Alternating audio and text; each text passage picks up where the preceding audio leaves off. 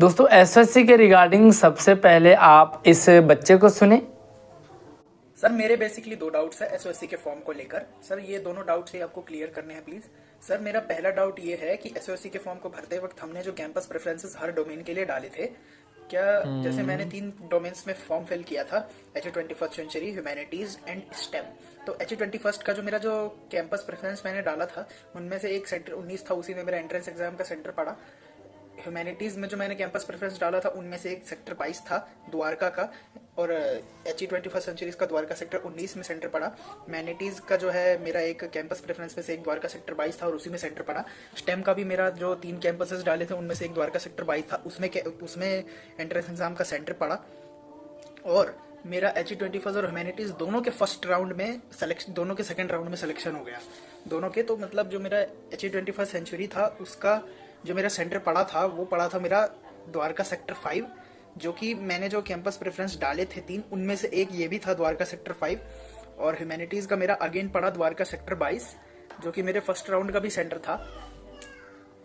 तो क्या मैं सर स्टेम का तो रिजल्ट खैर अभी आया नहीं है, तो सर मैं ये जानना चाहता हूँ कि क्या ये जो हमने जो कैंपस प्रेफरेंसेस डाले हैं इन कैंपसेस में हमें जो है एडमिशन मिलेगा सिलेक्शन के बाद। सर मेरा एक और डाउट है दूसरा ये कि जैसे मान लीजिए मेरा सिलेक्शन स्टेम में हो गया, तो स्टेम में के बाद मुझे सिलेक्शन में कौन से स्कूल में एडमिशन मिलेगा? जैसे एसओएससी तो बहुत सारे हैं, तो मुझे कौन से एसओएससी अलॉट होगा, कौन से एसओएससी में सिलेक्शन मिलेगा, कौन से एसओएससी में एडमिशन होगा, ये सब कैसे डिसाइड होगा? जैसे मैंने कहीं का एड्रेस डाला है, तो क्या मेरे घर से जो जैसे मेरा सिलेक्शन स्टेम में हुआ तो क्या मेरे घर से जो नियरेस्ट स्टेम का एसओएससी होगा उसमें मुझे एडमिशन मिल जाएगा, या फिर जो मैंने 3 कैंपस प्रेफरेंसेस डाले हैं उन 3 में से किसी एक में मेरा एडमिशन होगा, या फिर रैंडमली कोई भी एसओएससी मेरे को जो है अलॉट हो जाएगा, कोई भी एसओएससी मेरे को अलॉट हो जाएगा? तो सर ये दोनों डाउट्स आप मुझे क्लियर करें। तो बच्चे को आपने सुन लिया होगा, थोड़ा सा मैं भी एक्सप्लेन कर देता हूँ ताकि आपकी समझ में आए कि बच्चे की प्रॉब्लम क्या है, बच्चा क्या समझना जानना चाहता है और इसका सॉल्यूशन उत्तर क्या है।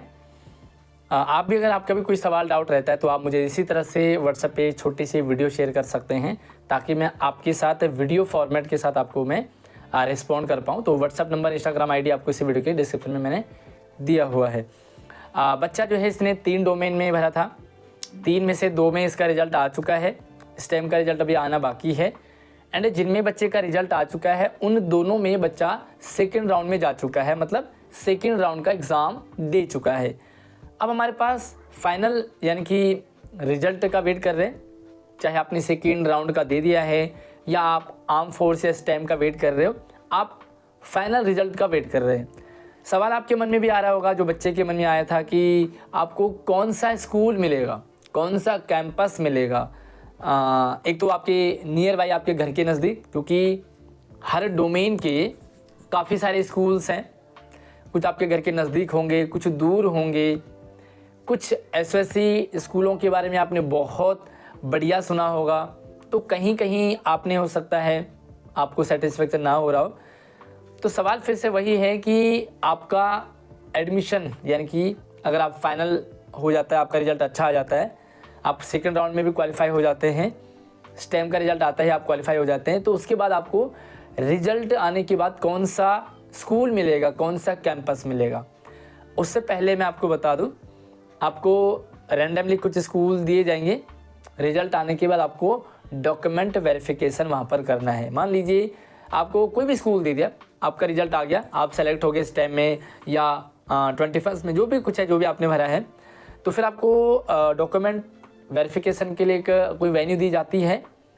और ये वेन्यू आपके लिए आपका नज़दीक भी हो सकता है, तो आपका दूर भी हो सकता है, मतलब वेन्यू कोई भी हो सकता है। काफ़ी सारे बच्चों को सीधा डीवीएससी भी बुलाया जाता है। तो आपने अपने डॉक्यूमेंट वेरीफाई कर लिए, जो भी आपसे मांगा जाता है, कैटेगरी सर्टिफिकेट, कास्ट सर्टिफिकेट हो गया, आपका एसएलसी वगैरह हो गया है ना सर्टिफिकेट, साथ में आपका ओबीसी, एससी, एसटी है, दिव्यांग है, तो सारे के सारे आपको आधार कार्ड हो गया, बैंक पासबुक वगैरह हो गया है ना, तो ये सारे डॉक्यूमेंट्स लेकर के आपको जहाँ जो सेंटर दिया जाता है वहाँ पर जाना है। अगर आपके सारे डॉक्यूमेंट्स बिल्कुल करेक्ट पाए जाते हैं और आपने जिस कैटेगरी के अकॉर्डिंग आपका सिलेक्शन हुआ, मान लीजिए आपने एससी भरा था और एससी के अकॉर्डिंग आपकी अलग मेरिट बनती है, ओबीसी के अकॉर्डिंग अलग, जनरल की अलग, आपने एससी भरा था, एससी का सर्टिफिकेट आपके पास है तो आपको ओके कर दिया जाता है। एंड देन आपको स्कूल मिल जाता है कि आपको किस स्कूल में आपका एडमिशन होगा। मान लीजिए आपने ओबीसी का सर्टिफिकेट आपने टिक किया था, बट आपके पास ओबीसी नहीं है, गलती से भरा आपने ओबीसी, या आप अदर स्टेट ओबीसी हैं तो दिल्ली में कंसीडर तो किया नहीं जाएगा, तो फिर आपको दिक्कत आ सकती है और आपको एज ए जनरल में ही काउंट किया जाएगा। हो सकता है आपको वो रिजेक्ट भी कर सकते हैं अगर आपने गलत अपनी डिटेल फिल की है। अब सब कुछ आपका क्लियर है, डॉक्यूमेंट आप वेरीफाई हो चुके हैं, आप सारी चीज़ें सब कुछ क्लियर हो चुका है। तो उसके बाद आपको डॉक्यूमेंट वेरीफाई के बाद आपको स्कूल अलॉट किया जाता है। स्कूल आपको कौन सा मिलता है? देखिए, आपने 3 डोमेन अपने फॉर्म में भरे होंगे, तीनों आपने एग्ज़ाम, भाई कुछ बच्चों के तो एग्ज़ाम भी उन्हीं डोमेन में से उन्हीं स्कूलों में से, कैंपस में से एक में था। तो आप भाई सबसे पहले कमेंट कर लीजिए कि आप में से कितने बच्चों ने जो अपने डोमेन भरे हैं उन्हीं में आपका एग्ज़ाम हुआ था। तो भाई कमेंट में अपनी क्लास, अपना डोमेन एंड आपका कहाँ आपने क्या भरा था और कहाँ आपका एग्ज़ाम पड़ा था, सेम था या नहीं था, आप अपना एक्सपीरियंस कमेंट में ज़रूर रखें।